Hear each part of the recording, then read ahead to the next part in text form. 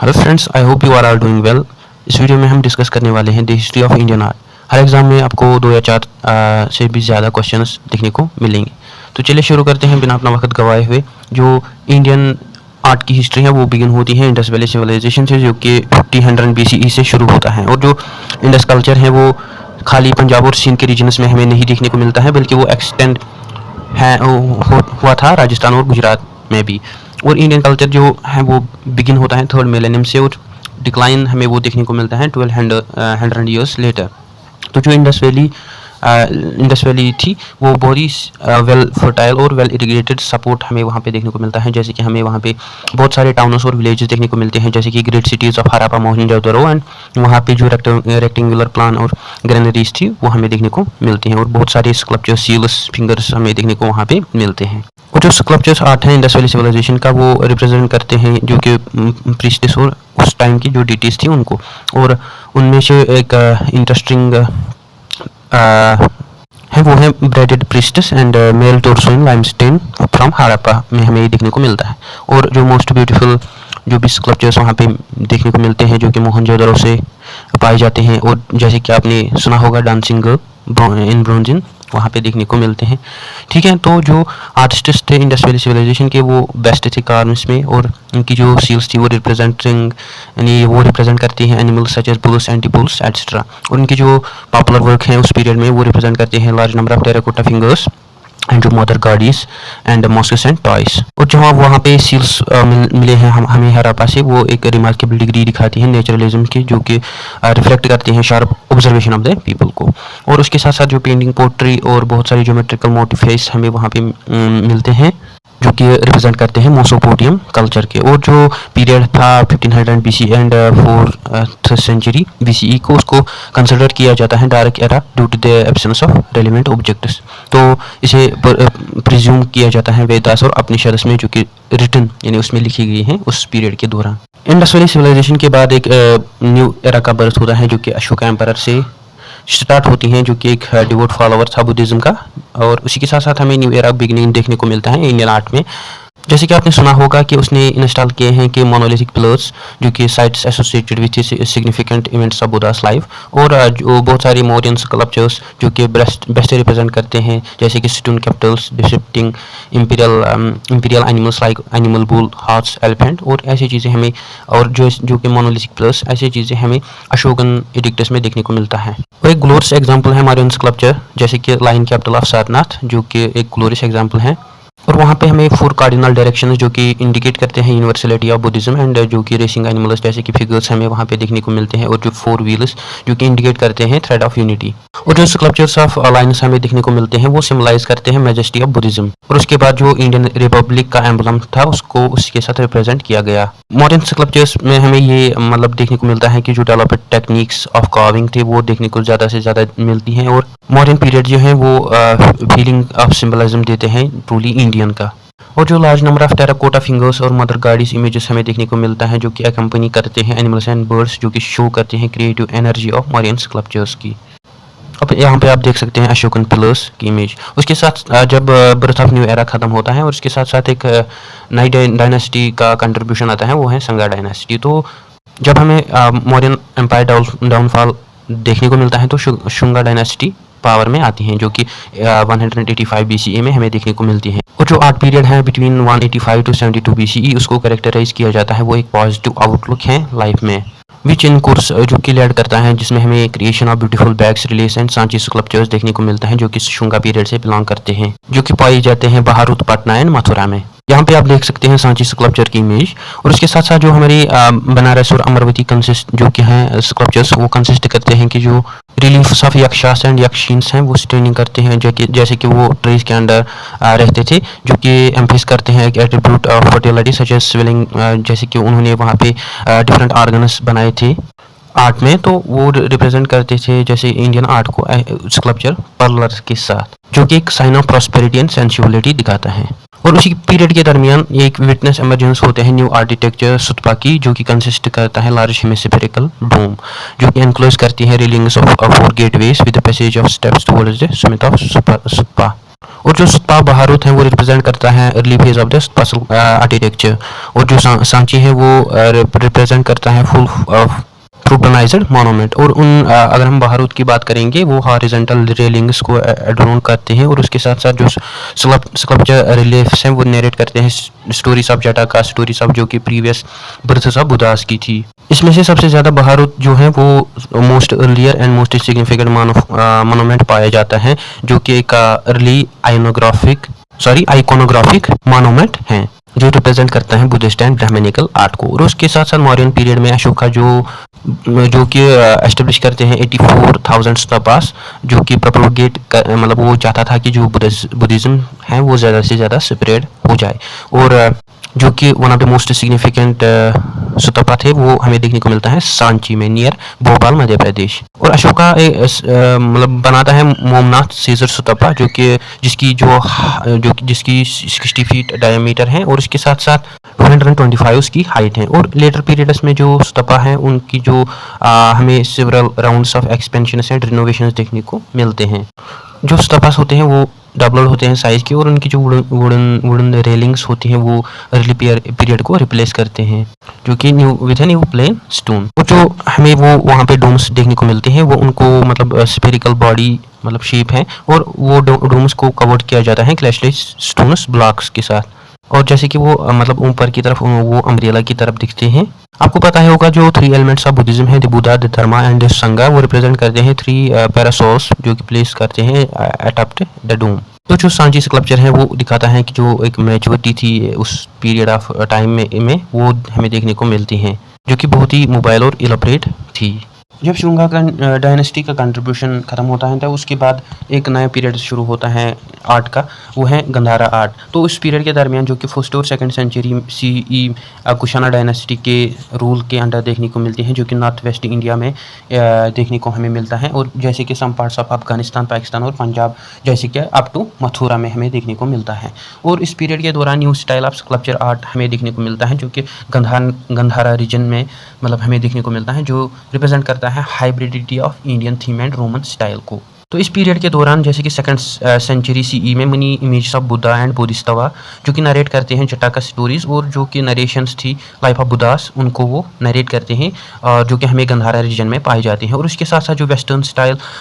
हैं वो फेल होता है to conceive and express the symbolism of Indian images. तो जो हाइब्रिड स्कूल ऑफ गंधारा हैं वो हमें डिसअपियर उसके बाद देखने को मिलता है, जैसे कि रिवाइवलिज्म ऑफ मतलब जैसे कि रिवाइवलिज्म आता है गुप्ता पीरियड का। उसके साथ साथ एक नया पीरियड होता है आर्ट का शुरू, जिसको हम मथुरा आर्ट के नाम से भी जानते हैं। तो ये मतलब शुरू होता है 1st सेंचुरी CE में, जो कि एक वाइटल स्कूल ऑफ स्कल्पचर जो कि फ्लोरिश करता है मथुरा, जो कि on the banks of Yamuna river के हमें देखने को मिलता है। तो वहाँ पे हमें जो first portrait images of Kushana Kings वो देखने को मिलती हैं। और उस दौरान एक लिटिल डाउट भी देखने को मिलता है, जो कि मथुरा इमेजेस हैं, बुद्धा इमेजेस थे जो कि मथुरा से हमें देखने को मिलते हैं, जो कि इवॉल्व करते हैं फिगर्स ऑफ यक्षास एंड यक्षिन्स, जो कि एक रेलिंग्स पिलर्स थे जो कि डिस्प्ले करते हैं artistic skills and capturing sensuousness of female beauty. And उसके साथ साथ जो स्कल्पचर्स पोट्री सेंसेस और हैप्पी फेमिनिन लाइफ वो वहाँ पे हमें वो सिंबलाइज करते हैं। और जो company boards like flowers trees, flowering streams वो उस आर्ट में हमें देखने को ज़्यादा से ज़्यादा मिलते हैं। और उसके साथ साथ जो मोस्ट सिग्निफिकेंट कंट्रीब्यूशन है मथुरा आर्ट का वो ये है कि जो क्रिएशन ऑफ बुद्धा इमेजेस उस दौरान ज़्यादा से ज़्यादा हमें देखने को मिलता है, जो कि एक ग्रेटेस्ट क्रिएटिव इंस्पायरेशंस थे वर्ल्ड के लिए, जो कि फॉर रीचिंग इम्पैक्ट जिसका हमें देखने को मिलता है आर्ट ऑफ एशिया पे। और जो स्कूल ऑफ मथुरा आर्ट हमें देखने को मिलता है वो हमें गुप्ता पीरियड के दौरान हमें देखने को मिलता है, जो कि 4th और 5th सेंचुरी में हमें जो कि 4th और 5th सेंचुरी में विटनेस किया जाता है, जिसे हम golden period of Indian art भी कहते हैं। उसके साथ साथ एक नए आर्ट पीरियड की शुरुआत होती है जिसको हम अमरावती स्कल्पचर के नाम से भी जानते हैं, जो इस पीरियड के दौरान 1st सेंचुरी BC से 3rd सेंचुरी तक दक्कन और आंध्रा दिशा जो कि विटनेस किए जाते हैं, एक जिसमें हमें आर्ट की मतलब जो बेसिक रियलाइज हैं और डेकोरेटेड स्तूपास थे जैसे कि अमरावती एंड नागार्जुनकोंडा वो हमें देखने को मिलते हैं, जो कि हमें आइडिया देती हैं आर्ट ऑफ अमरावती का। और जो थीम्स इंक्लूड थी सेंसेस फ्रॉम जटाका टेल्स और जैसे कि लाइफ ऑफ बुद्धा इमेजेस और जो सिम्बल्स थी बोधि ट्री और जो कि धर्म चक्र व्हील जैसे कि व्हील ऑफ लॉ एट्सेट्रा वो कैरेक्टराइज फीचर्स हैं अमरावती स्कल्पचर्स के। जो गुप्ता पीरियड है उसको मतलब एक डायनेस्टी के बाद गुप्ता पीरियड कहा गया, जो कि रूल करते थे नॉर्थ इंडिया से, जैसे कि 3rd और 4th सेंचुरी में up to the 5th century CE में। तो ये एक यूनिवर्सल अचीवमेंट थी जो कि एक परफेक्ट स्टाइल क्रिएट करती हैं लाइफ की। With evolution of new spiritual outlook, तो इस एज में हमें सनशस, फ्रीडम और प्लास्टिसिटी मथुरा फिगर्स की हमें देखने को मिलते हैं, जो कि रिप्लेस करते हैं resistant elegance from the spiritual feeling की। और उस दौरान जो हमें स्कल्पचर और पेंटिंग आर्ट हमें देखने को मिलता है, तो उससे एक वाइड इन्फ्लुएंस हमें देखने को मिलता है सेंट्रल एशिया पे, जैसे कि चाइना और कंबोडिया वो मोस्ट नोटेबल एग्जांपल्स हैं उस पीरियड के दौरान, जो कि बुद्धिस्ट फिगर्स ऑफ मथुरा और सारनाथ और अजंता जो कि रिप्रेजेंट करते हैं spiritual ideals of Gupta age को। गुप्ता एज में हमें ज़्यादा स्कल्पचर आर्ट देखने को मिलता है जो कि अटेंड करती है मैच्योरिटी को, और हमें वहाँ पे केव्स जैसे कि अजंता केव्स और टेम्पल्स ऑफ तीग्रोह एंड बहुमारा वो हमें देखने को मिलते हैं। तो इस पीरियड के दौरान जो सारनाथ और मथुरा थे वो मेन सेंटर्स बने थे बुद्धिस्ट स्कल्पचर के, जो कि कैरेक्टराइज किए जाते हैं spiritual dignity absent in the preceding period of Indian art. उसके साथ साथ जो बुद्धिस्ट इमेजेस हैं वो एक कॉन्फ़िगरेशन ऑफ साइलेंस जो कि हमें दिखाती हैं एज एक्शंस जो कि सजेस्ट करते हैं, जो कि हम सजेस्ट करते हैं थ्रू गेस्चर्स, और जो इमेजेस ऑफ हिंदू पैंथियन तो रेडेड स्पिरिचुअली जो कि हमें एक सेंस ऑफ वेल बीइंग दिखाती हैं। तो ऐसे में हमें ये देखने को मिलता है कि हमें अंदर से इनर से अवेयरनेस पैदा होती है कि जो ये मूवमेंट्स हमें देखने को मिलती हैं जो कि एनजेंडर्ड कॉस्मिक माइथ्स थे, तो ये कनेक्ट करते हैं एक ह्यूमन हार्ट को, और उसके साथ साथ जो हिंदू इमेजेस हैं वो उनको चार्ज किया जाता है एक होली पावर के साथ, और उनकी जो एक्शंस थे उनको कैरी किए जाते हैं कि उनकी जो मिथ हैं और उनकी जो मीनिंग है वो उनको कन्वे करते हैं। तो उस पीरियड के दौरान 7th और 11th सेंचुरी के बाद उसमें हमें एक एमर्जेंस देखने को मिलती है of various styles due to the dynastical preferences and geographical factors से। तो उसकी वजह से जो टेम्पल आर्किटेक्चर वो उसकी बिगनिंग हमें देखने को मिलती हैं। तो टेम्पल आर्किटेक्चर जो है वो हिंदू टेम्पल आर्किटेक्चर ये एक बिगिन होता है कि वो मैच्योर और इवॉल्व करते हैं new forms of Gupta age को, और उसके साथ साथ जो टेम्पल आर्किटेक्चर है वो बहुत ही पॉपुलर बन गया ड्यूरिंग दिस पीरियड। तो ये डेवलप हुआ, तो अब तक तो ये सिंपलर था, अब ये सिंपलर से कॉम्प्लेक्स डेवलप होने लगा, और उसकी जो कैरेक्टरिस्टिक फीचर्स हैं हिंदू टेम्पल आर्किटेक्चर के, और जो उनकी आइकोनोग्राफी थी जो कि फॉर्म करते हैं एक integral part of the temple के। और उस पीरियड के दौरान जो कॉलोनियल टेक्स्ट्स थे जैसे कि पेंटिंग थे, स्कल्पचर्स थे और आर्किटेक्चर थे, उनको राइट किया गया डिफरेंट रीजन्स ऑफ इंडिया में, और जो कि बेस करती थी, जिनकी जो बेस थी और उनके जो स्टाइल्स थे वो वहाँ पे एग्जिस्ट करते थे, और जो कि टेक्स्ट्स हमें पाए गए वहाँ पे, और जो कि guiding force of for the craftsman उस पीरियड के दौरान हमें देखने को मिलती हैं। और जो उसके साथ साथ जो गुप्ता पीरियड है वो विटनेस किया जाता है कि mutual adaptations of iconographic types जो कि वेरियस रिलीजियस सिस्टम्स को रिप्रेजेंट करती हैं। और उसके साथ साथ अगर हम साउथ ऑफ इंडिया और late phase of Gupta style की बात करेंगे, हमें रीजनल वेरिएशंस देखने को मिलती हैं जो कि temples at Aihole, Badami and Pattadakal हमें देखने को वहाँ पे मिलते हैं। और उसके साथ साथ जो स्कल्पचर्स ऑफ बादामी के थे नंबर 3 स्पीक जो कि ग्रेस दिखाती हैं गुप्ता पीरियड की, और जो 8th सेंचुरी के टेम्पल्स ऑफ पाटिकटल जो कि एक इम्पैक्ट दिखाता है पालावा स्टाइल का, जो कि ग्लोरियस एग्जाम्पल रहे हैं द्राविडियन एंड नागरा स्टाइल के उस दौरान। तो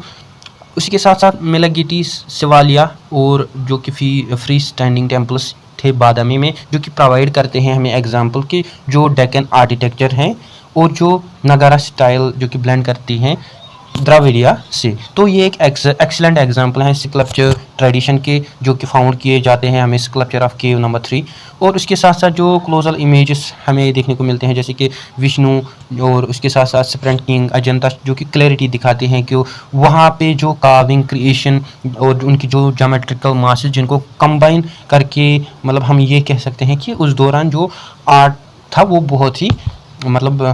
पीक पे था उस दौरान। तो उसके बाद हमें new sculpture of Buddhist caves देखने को मिलते हैं। मेडिवल पीरियड के दौरान जो हमें मोस्ट ग्लोरियस और वेस्टिजियस एंड एग्जीक्यूशन एग्जांपल्स देखने को मिलते हैं आर्किटेक्चर एंड स्कल्पचर स्टाइल में, जो कि हमें फाउंड देखने को मिलते हैं इलोरा में।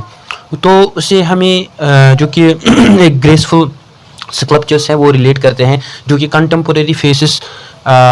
ऑफ बुद्धिज्म और जैनिज्म और ब्राह्मणिज्म वहाँ पे पाए जाते हैं। और जो स्कल्पचर्स ऑफ बुद्धिस्ट केव्स थे वो एक एस्ट्योर एक्सप्रेशन थी उनकी जो फेथ थी उनके, और उनकी जो ब्राह्मणिकल स्कल्पचर्स थे वो एक्सप्रेस करते थे सुपर ह्यूमन एनर्जी और उनकी जो कॉस्मिक फोर्सेस थे और उनकी जो beauties of creation and horrors of destruction वो दिखाते थे। और जो जैन स्कल्पचर्स थे उनको मार्क किया जाता है कि वो एक केयरफुल ट्रीटमेंट है डेकोरेटिव डिजाइन जो हमें वहाँ पे देखने को मिलते हैं, जैसे कि figures of animals, flowers and miniature represent, जो कि डिमांड करते थे टेक्सट्स के साथ। और इसके साथ साथ जो हमें स्कल्पचर आइडिया जो कि इवॉल्व होते हैं इलोरा में, जो कि विटनेस करते हैं further developments of Maharashtra at Elephanta. तो दीज मेजेस्टीज एंड जो इनकी वाइटलिटीज हैं वो हमें दिखाती हैं कि जो स्कल्पचर फॉर्म है महेश्वर मूर्ति, जो कि कंसीव करते हैं कि वो किस बुनियाद पे खड़े हैं। उसके साथ साथ जो हमें एक नए आर्किटेक्चर का आगाज देखने को मिलता है जिसे हम पलावा आर्किटेक्चर कहते थे। तो साउथ में जो पलावा स्टाइल आर्किटेक्चर है वो बिगिन होता है 1600 CE में, जो कि रहता है 9th सेंचुरी तक। तो some parts of the greatest art जैसे कि हमें पलावा में देखने को मिले वो है ममलापुरम, और जो कि चेन्नई तमिलनाडु में हमें देखने को मिलते हैं, जो कि केव टेम्पल्स थे और जो उनके गिगानेटिक स्कल्पचर रिलीफ्स थे उन टेम्पल्स का वो हमें देखने को मिलता है, जो कि डिसेंट ऑफ गंगा मतलब वो एक मोस्ट आउटस्टैंडिंग थी एट ममलापुरम। तो ये एक open air raw cut relief जिनको कार्व किया गया था, जिन पे जो figures of deities, human beings और एनिमल्स एंड बागीरा था, और जो कि बहुत सारी चीज़ें वहाँ पे बनाई गई और उनके और बहुत सारे रिवर गेंजेस ऑफ अर्थ उन वहाँ पे बनाए गए थे। तो इस एम्बिशन के साथ जो रिवर गंगा है वो फ्लो डाउन,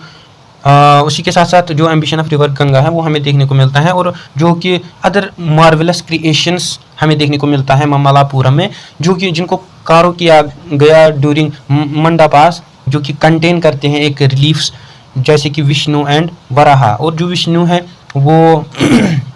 तो जो स्कल्पचर्स है वो हमें एक फीलिंग देते हैं, जो कि वॉल्स हैं उनको कन्वर्ट किया जाता है एक रिप्रोट्राइल, जैसे कि वह जहाँ पे गार्ड्स एंगेज होते थे और उनके जो ड्रामेटिक शोज होते थे वो वहाँ पे उनको रिप्रेजेंट करते थे। और उसके साथ साथ हमें एक फेमस रथास, एक ग्रुप ऑफ टेम्पल्स हमें देखने को मिलते हैं बाय द नेम ऑफ पंदावास, और जो 5 रथास है उनको रेमेनिसेंट एंशिएंट वुड स्कल्पचर्स जिनको रथास कहते हैं, और जिनकी जो मीनिंग है वो है चैरियट्स व्हीकल्स ऑफ गॉड्स। उसके साथ साथ हमें चोला आर्किटेक्चर बिगिन देखने को मिलता है, जो कि 9th सेंचुरी में, जिसका इमर्जेंस हमें चोलास जब पावर में आए साउथ में वहाँ पे हमें देखने को मिलता है, जैसे कि डकन एंड श्रीलंका, जो कि रेस्पॉन्सिबल है जिसमें हमें कंस्ट्रक्शन ऑफ ग्रेट टेम्पल्स देखने को मिलते हैं। और उसके साथ साथ जो कि वहाँ पे टेम्पल्स चोलास जो कि वहाँ पे बिल्ड किए गए वो एक मास्टर पीस है, बिंदेश्वरा टेम्पल, जैसे कि थांजवार जो कि डेडिकेट किया जाता है गॉड ऑफ डांस नतारजा, और जो लॉर्ड शिवा है उसको रिप्रेजेंट किया जाता है। और जो आर्किटेक्चर था उस टाइम का वो बिल्ड किया राजा राजावान, जो कि चोला डायनेस्टी से बिलोंग करता था। और बहुत सारे ग्लोरियस क्रिएशंस हमें देखने को मिलते हैं, जैसे कि राजा चोला और उनके जो सक्सेसर्स थे इंक्लूड गंगाईकोंडा और चोलापुरम और अरिवस्तवारा टेम्पल, और जो दरसराम और चिदम्बरम गंगाईकोंडा, और जो कि रिप्रेजेंट करते हैं dignity of the capital of Rajendra Chola, जो कि जिसको बिल्ड किया गया है कि वो कमोमेरेट उसकी जो विक्टोरियस मार्च थी ईस्टर्न पार्ट्स ऑफ इंडिया में उसको। और जो Hindus and Jain temples at Khajuraho में बिल्ड किए गए बिटवीन 1950, और उनके जो इम्पोर्टेंट मोनूमेंट्स हमें देखने को मिलते हैं वो ज़्यादातर मेडिवल पीरियड में हमें देखने को मिलते हैं, और उनको जो कि स्कल्पचर्स हैं वहाँ पे, और उनकी जो डेकोरेटिव मोल्डिंग्स हैं, और जिनमें जो कि गॉड्स और गॉडेसेस की मतलब स्कल्पचर्स जो कि गॉड्स और गॉडेस को रिप्रेजेंट करते हैं। और जो कि history of Indian temple sculpture जो कि 10th सेंचुरी ऑनवर्ड्स में हमें देखने को मिलता है वो एक मोर कम्प्लेक्स था। तो साउथ इंडियन में जो कि विटनेस किया जाता है जहाँ पे हमें राइज ऑफ चोलास ऑफ थांजवार और हुई सालाजा मैसूर वहाँ पे देखने को मिलता है। उसके बाद हम बात करेंगे होयसाला आर्किटेक्चर की, जो कि हमें मैसूर में देखने को मिलता है, जिसको कैरेक्टराइज किया जाता है ये एक ऑर्नामेंटेशन के साथ, जो कि हमें देखने को मिलता है सोमनाथपुर हलेबीडु में। और उनका जो लाइफ साइज है, जैसे कि कृष्णा वेणुगोपाला, तो ये एक जैसे कि केसावा टेम्पल जो कि सोमनाथपुर है पुर में है, वो एक ग्लोरियस एग्जाम्पल है। जैसे कि स्कल कार्विंग जो कि होयसाला स्कल्पचर्स में हमें देखने को मिलते हैं। तो इस पीरियड के दौरान 8th और 11th सेंचुरी में जो इंडियन स्कल्पचर है उसको रेस्पॉन्ड किया जाता है, वो एक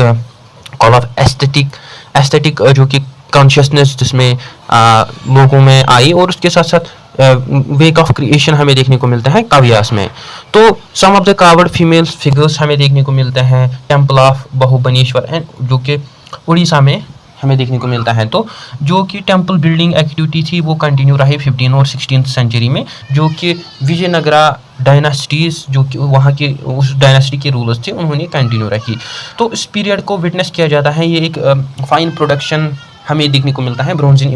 इमेजेस को, जो रिप्रेजेंट करती हैं गॉडेस एंड गॉडेसेस को। और उनकी जो नोटेबल एग्जांपल्स हैं, जिसमें हमें great of purity of form और प्रिसाइज लाइन और जो उनकी एब्सेंस ऑफ एक्सेसिव ऑर्नामेंटेशन थे वो हमें देखने को मिलती हैं। और इसके साथ साथ जो न्यूमिनस फॉर्म्स ऑफ शिवा एंड नतार जो हैं वो हमें मतलब वो हमें दिखाते हैं, वो एक रिमार्केबल यूज़ ऑफ वहाँ पे किया गया है, एक बैलेंस्ड मूवमेंट जो कि स्कल्प्टेड फॉर्म में हमें देखने को मिलते हैं। तो ड्यूरिंग लेट मेडिवल पीरियड जो कि टेम्पल्स बिल्ड किए गए गुजरात में, तो ओनली उनमें से फ्यू सर्वाइव में थे। तो एमंग देम दो नोटेबल रुद्रमाला टेम्पल हमें देखने को मिलता है सिद्धापुरा में, और जो सन टेम्पल्स हमें मोधीरा और जैन टेम्पल्स एट माउंट ओबू में, जिनको बिल्ड किया गया बाय किसने, सोलंकी ने, और उनको कंस्ट्रक्ट किया और वो कंस्ट्रक्ट किए जिनमें जो वाइट मार्बल वो यूज़ किया गया, और उनकी जो डिटेल्ड ऑर्नामेंटल डिज़ाइन थी वो दिखाती हैं, मतलब स्किल दिखाती हैं हमें कार्वर्स की। और इस प्रेजेंस में जो विजयनगरा आर्ट है वो हमें मतलब होल साउथ पे देखने को मिलता है, क्योंकि उसकी जो ग्रॉडनियर यानी स्केल, उनकी जो कोस्टल पिलर्स थे और उनके जो टेम्पल स्ट्रक्चर्स थे हम्पी में, तो वो हमें प्रेजेंस ऑफ विजयनगरा आर्ट के दौरान हमें देखने को मिलते हैं। और उसके बाद नया का पीरियड जो कि जिसमें भी हमें मतलब कल्टिवेशन ऑफ जो कि अर्लियर डेवलपमेंट्स वो डिस्प्ले करते थे, और उनके जो एलिफेंटा स्कल्पचर्स जैसे कि जिनको रिमार्केबल किया जाता है, जो कि क्वालिटीज ऑफ सरफेस स्मूथनेस और उनके साथ साथ और वो एक हमें राइथमिक मूवमेंट हमें देखने को मिलते हैं। और जो इमेज ऑफ महेश्वरमती एट एलिफेंटा जो कि हमें early back 66th century CE में देखने को मिलते हैं, जो वहाँ पे हमें आर्ट ऑफ मेटल कास्टिंग जो कि एनिशियंट ट्रेडिशन इन इंडिया हमें देखने को मिलता है। अगर हम इंडस वैली सिविलाइजेशन की बात करें जो कि 2500 BCE के से 2nd सेंचुरी CE ऑनवर्ड्स हमें देखने को मिलते हैं, जिसमें हमने डिस्कस किया कि Buddhist images of Buddhist, Jain and Hindu faiths हमें डिफरेंट रीजन्स में देखने को मिलते हैं। और इमेजेस ऑफ जैन तीर्थंकारा भी पाए जाते हैं, जैसे कि चौसा इन बिहार जो कि बिलोंगिंग करते हैं कृष्णा पीरियड के साथ। और उसके साथ साथ मनी बुद्धिस्ट इमेजेस हमें देखने को मिलते हैं, और उसके साथ साथ जो उनकी गेस्चर्स हैं जो कि प्रोटेक्शन थी गुप्ता पीरियड की, वो हमें देखने को मिलते हैं कहाँ पे, उत्तर प्रदेश एंड बिहार में। और उसके साथ साथ हमें ग्रेट कंट्रीब्यूशन देखने को मिलता है चोलास का, जिसको रिप्रेजेंट किया जाता है वो ब्रोंजन स्कल्पचर्स के मतलब साथ। तो जो हमें वहाँ पे जो हमें इमेज मिले महाराष्ट्र में, जो कि हमें दिखाती हैं कि इन्फ्लुएंस ऑफ अमरवती स्कल्पचर कितना था, और जो कि हमें वहाँ पे उसके साथ साथ जो ब्रोंजन कास्टिंग गुजरात में हमें देखने को मिलती हैं वो रिप्रेजेंट करते हैं जैन इमेजेस जो कि हमें मिली थी अकोता नियर वोदादारा में। और उनकी जो हाई एस्थेटिक क्वालिटी थी अतोका ब्रोंजेस की, वो एक हमें न्यू फ्रेशनेस एंड स्पिरिचुअल देती हैं और टू जैन स्कल्पचर्स। और जो स्कल्पचर इमेज हैं वो रिप्रेजेंट करते हैं हिंदू डिवाइनिटीज एंड जैन तीर्थंकार्स को, जो कि हमें मिले हिमाचल एंड कश्मीर में। और उसके साथ साथ जो विजयनगरा एंड नया का पीरियड्स हैं वो जिसमें हमें abundant sculptures in bronze and stone ज़्यादा से ज़्यादा देखने को मिलते हैं। तो उसके साथ साथ हमें ये भी देखने को मिलता है जो कि डिक्लाइन हुआ फिर ट्रेडिशन में due to the strict adherence to canonical principles. उसके बाद ब्रोंजन स्कल्पचर की एज शुरू होती हैं, और जो ब्रोंजन स्कल्पचर जैसे कि साउथ इंडिया ऑक्यूपाई करता है एक very important place history of Indian art में। जैसे कि अर्ली एग्जांपल्स हमने पढ़ा साउथ इंडिया में जो कि हमने पढ़ा कि जो कि बिलोंग करते हैं पलावा पीरियड, जैसे कि हमने बोला कि वो स्मॉल साइज़ में, यानी उनका जो साइज़ था वो हमें स्मॉल देखने को मिलता है। और इसके साथ साथ जो greatest period in South Indian bronze sculpture जो कि जिसमें हमें प्रोडक्शन ऑफ चोला पीरियड जो कि बिटवीन 10th और 12th सेंचुरी में हमें देखने को मिलता है। और उनकी जो मेन इमेजेस थी वो रिप्रेजेंट करते हैं various forms of Shiva, Parvati, Vishnu, Lakshmi और कृष्णा एंड वैष्णवा सेंट्स को। और उनकी जो most outstanding specimen of Chola bronze sculpture की वो है शिवा एंड एज नतार्जा, जो कि जिसे लॉर्ड ऑफ डांस भी कहा जाता है, और जो कि रिप्रेजेंट करता है process of creation and destruction को। जिसमें हमें ये देखने को मिलता है जो कि डेटी हैं वो होल्ड करते हैं एक सेलेशियल ड्रम इसके हाथ में, और जो दूसरे हाथ में वो उसके हाथ में फ्लेम होती हैं। तो वो एक पोजेस रेस्पेक्टिवली अभाया जो कि एश्योरेंस ऑफ प्रोटेक्शन एंड क्रिया जो कि लीडिंग एनर्जी थी, और उसके जो राइट थी फुट जो कि सिंबलाइज करती थी इग्नोरेंस एंड जो नतार्जा का जो राइट फुट है वो एक हमें डिमोन करता है, मतलब इग्नोरेंस का। और उसके जो साथ साथ जो मूवमेंट ऑफ डांसिंग फिगर्स हमें एस्थेटिकली बैलेंस्ड देखने को मिलते हैं, जो कि हमें नेवर एंडिंग प्रोसेस देखने को मिलती है ऑफ कॉस्मिक एनर्जी की। और अगर हम लास्ट ग्रेट हिंदू डायनासिटी की बात करेंगे साउथ इंडिया में, वो है विजयनगरा, जो कि बॉट करती हैं region from Deccan to Kanyakumari. तो उसके रूल के दौरान जो कृष्ण देवा राजा 1509 जो कि एक ग्रेटेस्ट किंग्स था उस डायनासिटी का, तो ग्रेट टेम्पल्स ऑफ हम्पी जो मतलब देखने को मिलते हैं वो विजयनगरा किंग्स ने वहाँ पे एस्टेब्लिश किए हैं, जो कि एक टेस्टिमनी ऑफ मैजेस्टी उस एम्पायर की थी। और उसके जो मोस्ट साइलेंट फीचर्स थे विजयनगरा आर्किटेक्चर के वो थे मंदापास, जो कि ऑफन कंसिस्ट जिनको हम कंसिस्ट किया जाता है hundreds of thousands of pillar types के विद लार्ज, जहाँ पे हमें लार्ज एनिमल स्कल्पचर्स और सेम ब्लॉक ऑफ स्टोन्स हमें देखने को मिलते हैं। तो ये एक ट्रेंड थी जो कि हमें नया कास के दौर तक हमें देखने को मिली, और जो कि हमें उसके साथ साथ मदुराई और शिलीविला पुथार और सचुंदराम में हमें देखने को मिलती हैं। और जो उसके बाद जो जैनिज्म है वो स्प्रेड हमें देखने को मिला मोस्ट ऑफ द इंडिया, जैसे कि हमें मेडिवल पीरियड में वो हमें ज़्यादा से ज़्यादा स्प्रेड देखने को मिला। और उनकी जो नेमरस जैन टेम्पल्स थे उनको बिल्ड किया गया बाय रिच जैन मर्चेंट्स ने वेस्टर्न इंडिया में और गुजरात और राजस्थान में। तो उनमें से जो मोस्ट सिग्निफिकेंट टेम्पल्स थे वो कॉम्प्लेक्सेस थे इन माउंट ओबू, और जो कि जैन जहाँ पे जो जैन थे उनको प्रेजेंट किया जाता है medieval architecture and sculpture style of western India, जो कि लास्ट बुरुन में हमें देखने को मिलती है। और उसके साथ साथ जो स्कल्पचर्स हैं वो उनको जनरली मतलब वो हमें स्मॉल साइज में देखने को मिलते हैं, और उनकी जो फॉर्म्स हैं वो हैं सिलेंडर एंड ग्रेसफुल, और उनके जो पोस्टर्स थे वो हैं एक्सप्रेसिवली कन्फ्रंटेड, और इनके जो फेशियल फीचर्स थे उनको स्टाइलाइज्ड किया गया पर्टिकुलरली इन लार्ज नो, जैसे कि उनकी आइज़ थी अच्छी और उनकी जो फिगर्स थी वो बहुत ही अच्छे हमें देखने को मिलते हैं। और अगर हम इरोटिक ग्रुप्स की बात करेंगे जो कि probably due to the influence of Hindu sects और उसी साथ उनमें एक बिलीफ आया कर्नल लव, जो कि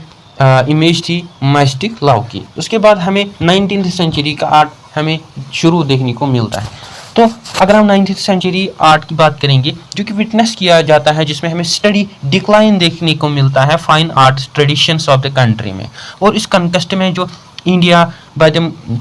the Muslims between 8th and 13th century, उसमें हमें एक ग्रेट इम्पैक्ट देखने को मिलता है indigenous indigenous manifestations of life and culture में, जो कि राइज देता है, जिसमें हमें न्यू स्टाइल ऑफ आर्किटेक्चर देखने को मिलता है, जो कि इनकॉर्पोरेट करते हैं modes of orders of construction catering the religious requirements of the Muslim community. तो उस अर्ली 13th सेंचुरी में जो बिल्डिंग्स थी वो उनको कंस्ट्रक्ट किया गया वेरियस रीजन्स ऑफ इंडिया में, और एक इंट्रोड्यूस किया गया मतलब न्यू स्टाइल ऑफ आर्किटेक्चर, जो कि